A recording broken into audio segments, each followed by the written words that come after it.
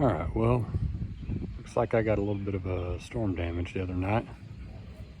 So I think I'm gonna be using the 290 that I built the other night, or the other day. And I'm gonna be slicing that up. See you shortly.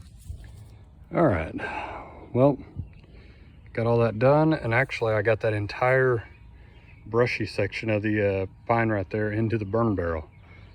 I'm not sure how, but I think that 290 bored up to a 390 did pretty good. See you shortly. All right, everybody. Sorry it took me a little bit, but I'm back. Work has been crazy, and I've got stuff going on in my personal life as well. Let me see how that looks. Yeah. All right. But work has been crazy, and I've been having stuff going on in my personal life as well. But we're going to build us a bottom end real quick and try to relax a little bit.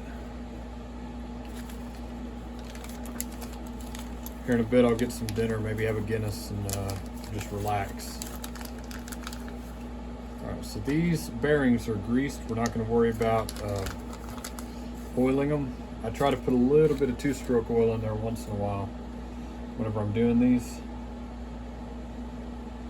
Alright, now these have the races on both sides, so it really doesn't matter. There we go. Trying to expedite this, so I've already got my tools over here for it. Here we go. We'll drop the tube over that. There we go. All right, now this, like I've said before, we're not going to go super tight.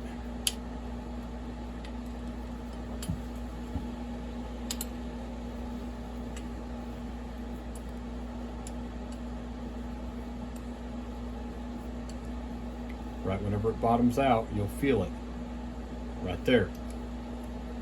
Okay, so that was about perfect right there. One of these days I will go to Ace and just buy me a couple of wrenches for my my flywheel side crank bearing puller.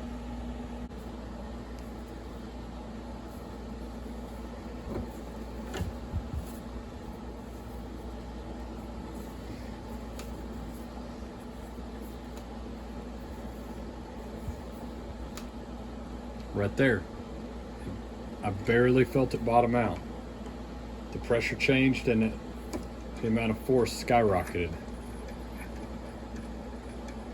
That's how you know your bearing is good. And I mean, you can just look at it. See, we're all the way up to the counterweights.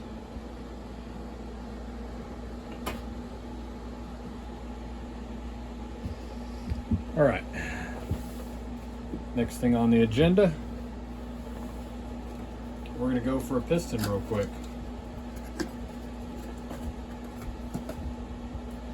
I did have to clean the counterweights and everything to get all that whatever it was off, that sealant. That took me a few minutes. It wasn't too terrible bad. Okay, one thing I'm seeing about this is I believe the arrow is going to face down, because if I face the arrow up,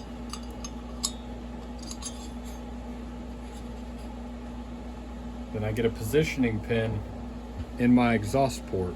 I don't know if you can see that. I think you can. Yeah, right there. Okay, so that right there is your ring positioner pin. If I face the arrow up, and that positioning pin is visible right there in the exhaust port. You don't want that, so we're going to face the arrow down.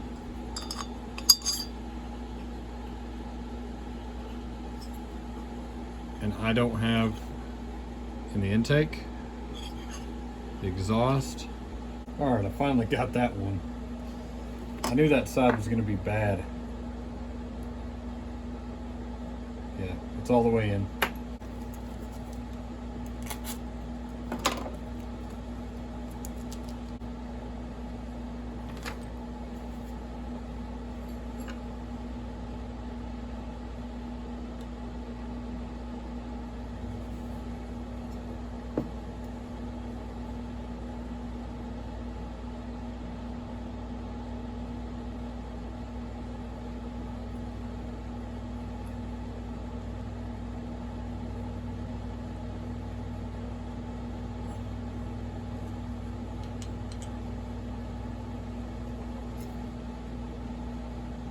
I've oiled the wrist pin bearing and the pin itself. All right, and that one went in flawlessly, so I didn't have to beat that one in. The last one I kind of had to beat it out. I'm gonna try and film this one for you. If it gets too long, I'll just have to edit it out, but these are a fight. So basically, you gotta go counterintuitive. So I've got my thumb where I normally wouldn't like it, and I'm gonna push back in on that, trying not to stab myself repeatedly with a screwdriver.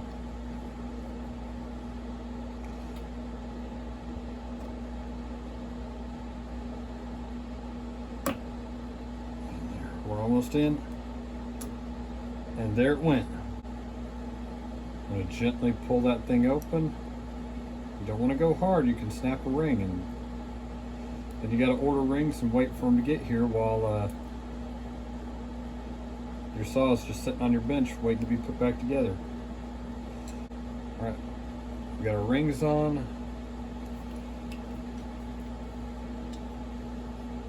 Where did I put my grease? Okay, so we're just going around the inside lip, dabbing just a little bit on. You don't want to go crazy with it. Alright, so this one, the shoulder has just a little bit of a bevel on it. So I'm going to try this gently. I'm going to roll it.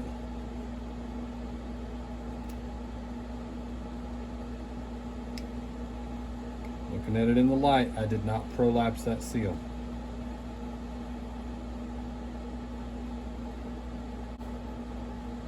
As my normal procedure, I'm going to find the widest section that doesn't have a port, an exhaust port or a transfer port. I just put a streak of oil down it, and I'm going around the inside. I'm also going on the what I'm going to call the ramps that guide your rings in. Also going to add just a little bit of oil to my rings and my piston skirts. Got a little bit more than I wanted this time around, but not too crazy. That's it right there.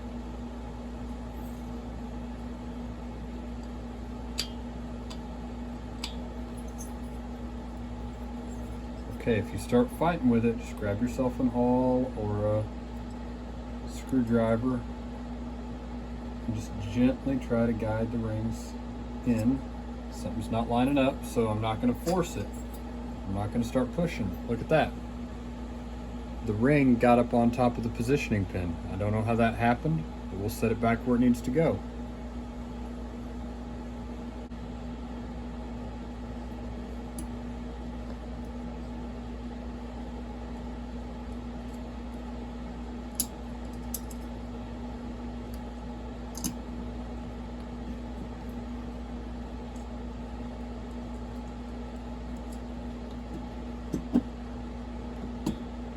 Alright, there, it's slid in. And again, I'm not forcing it.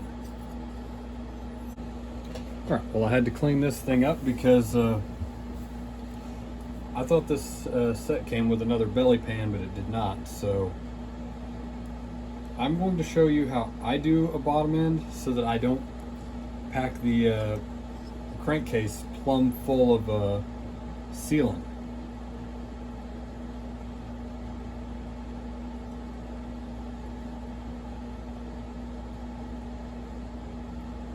Okay, that's about as much as I put on there.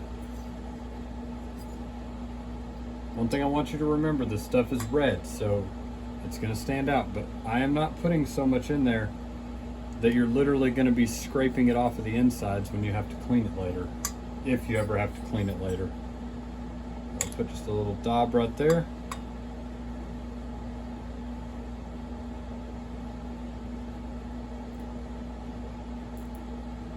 I still don't know what they used. I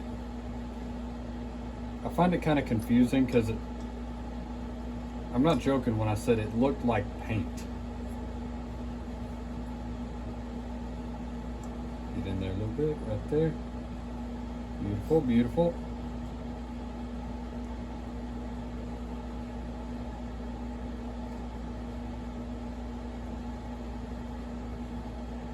All right. Now that my bearing or my seal pockets are sealed, let's put a little bit more on here. We're gonna do the other sides of the seal pockets. Again, I'm not putting very much in there. Just a good little streak. I lost my tip for this, so that's why I'm using a finger on it now. I've got a new tube, I just haven't opened it yet. All right, I believe that's it. I got a good amount on there, but I'm not putting so much on there, I'm gonna be scraping it off.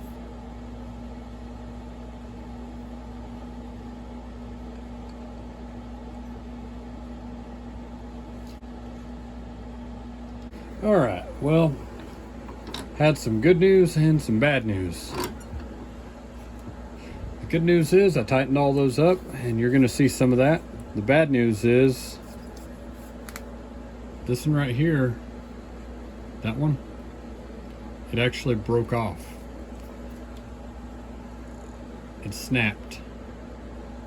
And I wasn't even putting hardly any real force on it and twisted that thing off. So I literally had to drill the center out of that screw and tap it to an M5 and then put a new screw in there. So that one didn't have the coarse threads, it had the it has the fine threads. I will have to pressure vac test this because the Durco looks good, but I hope there's not a gap there. But I'm gonna leave this thing taped up, and I'm gonna call that good for right now. And tomorrow, hopefully I get to make it out here and do some work. I know after work tomorrow I have to go and get a towable boom. I've got a project coming up for Saturday, so we'll see how much I get to do on all this. But yeah, I think that'll do it for now. Talk to you later. Take it easy. Bye.